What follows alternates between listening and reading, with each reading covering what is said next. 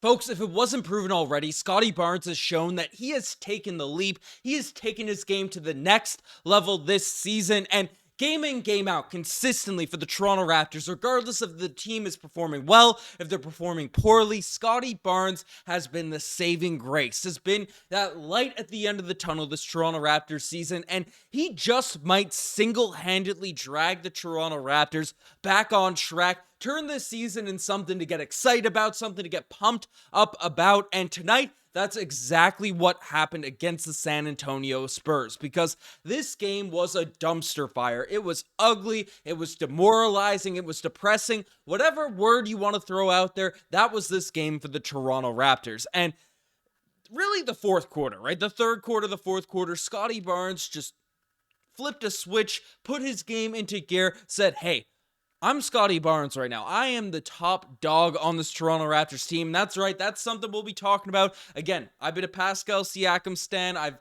supported this guy. Still do 100%, but it is clear as day under the new Darko Rajakovic system, and just based off performances for this season, obviously night in, night out, different players will perform well and things along those lines, but Scottie Barnes is that alpha player on this Toronto Raptors squad, and he showed up, showed out, went head-to-head with Victor Wembanyama, went head-to-head with whatever matchup the San Antonio Spurs threw at him, and not only was facilitating for other people, scoring, but he was electrifying from behind the three-point line, hitting shot after shot, putting up ridiculous stats. I mean, you look at the box score for Scottie Barnes in this one, again, didn't do too much early on in this game, but 30 points, 11 rebounds, and these weren't your Russell Westbrook, not to bash on Russell Westbrook's stat pattern or things along those lines, but Russell Westbrook amazing. No, I'm not throwing strays at Russell Westbrook right now, but none of these sort of soft rebounds that sort of land in your lap. This man was jumping, hustling, boxing out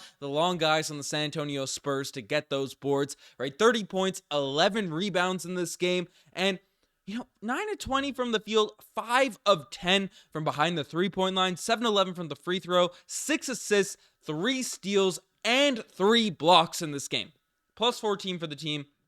Like, there is nothing more you can ask from a game from Scottie Barnes. And not only did he do all that from the box score-wise, every single shot that he made in this game was timely. It was a momentum swinger. It was a moment that allowed the Toronto Raptors to crawl back from a historic deficit. This is the largest deficit the Toronto Raptors have ever come back from at halftime, so it's a weird cherry pick stack, yes, but it is still a historic comeback for the Toronto Raptors. But late in this game especially, no matter what matchups, what coverages they threw on Scottie Barnes, they were sagging off, Scottie would bang a three in their face. They close out on him like he's Steph Curry. It would be a blow by and a dunk at the rim. Scottie Barnes was electrifying. His decision making was impeccable in this one, and even though he didn't get the ball too much in overtime because the focal point of the defense was really on Scottie Barnes given how well he was performing, but my goodness gracious, this man, the Raptors were just in a complete hole. They were horrific, especially on the offensive end, couldn't get anything going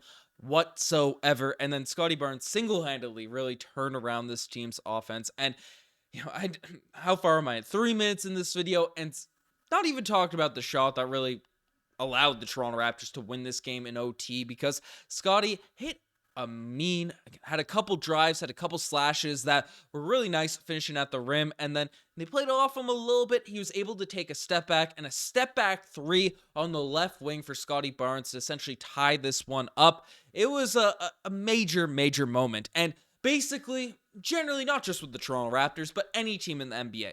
The referees kind of came out with a really extremely soft call on Pascal Siakam. Johnson was running to the corner, diving for a loose ball, and Pascal Siakam was running, literally stopped, had his hand, hovering over Johnson's back. He flails to the corner, tackles a referee. The referee stunned. She gets up and then doesn't really know what to do, so she calls a foul on Pascal Siakam. It gets reviewed, and then they're talking about feet tripping and stuff.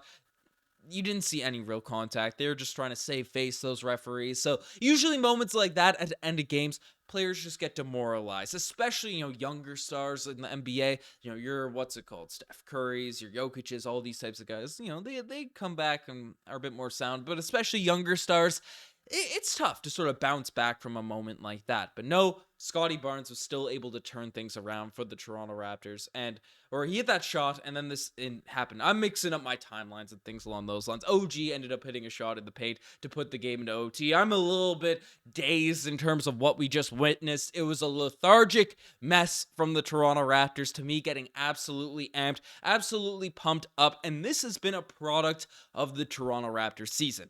It's how it's gone so far. We've had some high highs where the team looks amazing, they look great, and then we've also had some extremely low lows where the squad just can't put the ball in the hoop. We're turning over the basketball left, right, and center, and the shooting just looks horrific.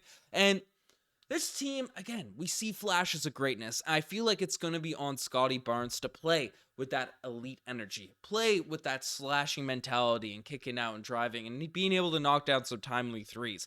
We're going to need him to play at this type of level if the Toronto Raptors want to shock a lot of teams across the NBA for this upcoming season. But again, this is an exciting game. Lots of players played really well. I want to start off this video discussing Scottie Barnes because he was electrifying in this one. It's the only word I can really use to describe his performance in this game. But he wasn't obviously the only player that played well or played in this one. And I do want to give a big shout out to Dennis Schroder, who 24 points, 6 assists, 2 steals, 1 block, was the reason the Toronto Raptors game didn't become a horrific mess throughout most of this one. Because Schroder, again, knocked down some shots, hit some of those floaters, some of those middies, and throughout a lot of these games for the Toronto Raptors, the first 46 minutes of the game, he's really been a perfect point guard, a perfect pickup considering his contract, considering the options the Toronto Raptors had available. Looks masterful executing the point guard position for the Toronto Raptors. However, the last couple minutes of games, he does have some questionable decision making. Scottie Barnes was electrifying, was elite. We have an all-NBA guy in Pascal Siakam, OG, who can step up and do things along those lines. And Schroder sometimes gets carried away. He had a really nice finish at the end of this one, which was extremely timely, but a couple costly turnovers and, mistakes are generally made by Schroder playing a little bit too fast at the end of games, but I'll accept that. It's how it goes, given the confidence he's been playing with and how strong he's been playing for this Raptors team, over his first 6 games or how many games we've had in the season and even in the first few quarters of this game here as well. So, comes and goes. That's what we know we were getting with Dennis Schroder, highs and lows, but it's been mostly highs. So I've been extremely happy with what we've seen from Dennis in this game and for this season. And OG Anunoby in this one, almost this season's been very quiet for OG, but 24 points, like quiet in the sense you don't really see it, but the box score indicates he's been very solid and stuff.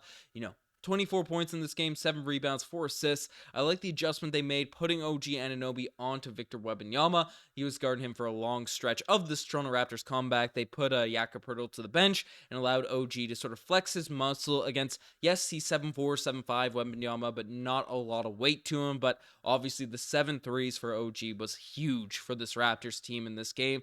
And then Poeltl also, even though he didn't get the brunt of the minutes down the stretch of this one, really, again, collected some garbage, initiated the initial run for the Raptors to sort of get things going, get things back on track, because he finished at the rim really well. He's finishing around the basket, and it's just nice to have an actual center, a guy that can be in the paint and get some rebounds and protect that rim when you need to. And then if you want to play faster, if you want to switch up the style, you can bring him to the bench and it's not going to cause a big old ruckus. So I love what the Toronto Raptors starters did. The question again is what's going to happen with the Toronto Raptors bench. Gary did turn things around a little bit in this one, but 10 points, nothing really else out there on the score. Hit a couple threes, which is good to see, but we're going to expect more from Gary Trent Jr. if he's going to want that sort of contract he's expecting next summer. Flynn hit a 3 in this game. Didn't get a lot of run, it felt like, out there on the court. 5 points, 4 assists. Not a horrible Flynn game by any means. McDaniels dribbled the ball with his foot, hasn't been able to score. Pegged him as the steal of the offseason. Hasn't really shown that just yet. But Grady Dick, the stat lines just are bad for Grady Dick right now. Especially in the scoring front. He's missing a lot of his open threes. And some people might say, hey, that's a horrible look for Grady Dick given the fact he's a shooter and he's not being able to shoot that well in his first 6 games. I'm not worried about that because what I've seen from Grady Dick out there on the court is, yes, the shots are missing right now. If they don't end up going in at a certain point, I'm not sure what that point is, then there's going to be more cause for concern. But Grady Dick he has a really strong just basketball feel. There's a couple times he's making drives, even if the handle's not extremely tight, he's not Kyrie Irving dribbling around people or things along those lines, but it's tighter than most sort of, floor spacing wings that we've seen in the NBA, and he's made some gorgeous passes. Honestly, one of the most memorable plays outside of Scottie Barnes, obviously, OT, it's not a game winner, but game tire, is the moment where he was driving on Wembanyama, made the decision not to hoist up, very smart decision, but beamed an absolute laser beam across the court, underneath the net, straight into the shot pocket of Scottie, I believe it was, or OG, and then let it fly from deep. So Grady Dick, he's hustling on the rebounds, and he's facilitating well. He's confident in his dribble. I'm not worried about and in fact, I'm encouraged from what we've seen from Grady Dick, even though we're going to need some shots to go down for the Toronto Raptors bench to be more effective and not have to rely on just heroic performances from Scottie Barnes and these guys. But that's sort of the entire roster outside of the one guy that I know is the most sort of all over the place in terms of how fans are feeling about him, Pascal Siakam. Bad stat line tonight, was bad, brutal for most of this game. Only 8 points, 6 rebounds, 5 assists. Still filling up the stat sheets. Draymond Green-esque stat line in this one. Hit a timely three at the end of this game. In overtime, again, hit his shots, hit his field goals and stuff. But throughout most of this game, the length of the San Antonio Spurs really seemed to get with Pascal Siakam, and his usage is just not that high. For a large chunk of this game, it felt like there were no proper plays ran for Pascal, and he still got 12 shots. It was inefficient from the field to have 12, so I'm not blaming it all on the system or things along those lines, but Pascal Siakam has to be better, but we also have to use him a little bit more, because we know that Pascal Siakam, even though by each day, I'm getting more and more swayed by Scottie Barnes. Look at his last 6 games, 30 points, 24, 21, 20, 24, 22, and then obviously a chunk of assists and a chunk of rebounds, right?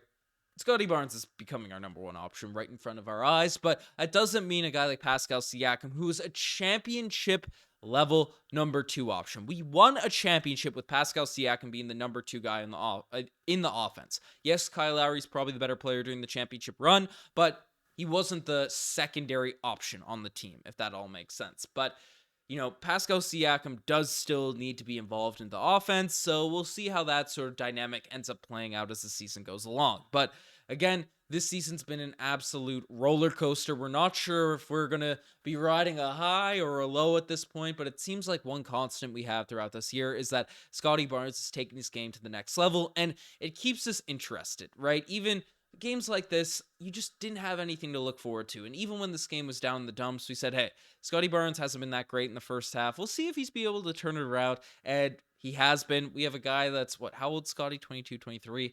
And he's already putting up these types of stat lines, putting up insane numbers in just his 3rd year in the NBA. I'm confident to see where the future of the Toronto Raptors go. Even if we don't have our draft pick for this upcoming season, it's going to the San Antonio Spurs. Even though we didn't tank for Victor Wembanyama last season, and man, even though his stat line is not too great in terms of actually it's pretty good. 20 points, 9 rebounds, 4 assists, 5 blocks. It felt like it wasn't even that crazy, but Victor Wembanyama is going to be an absolute superstar.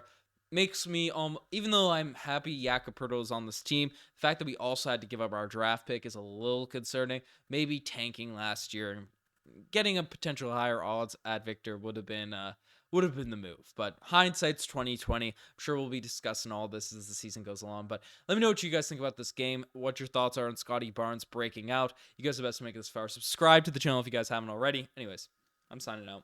Cheers.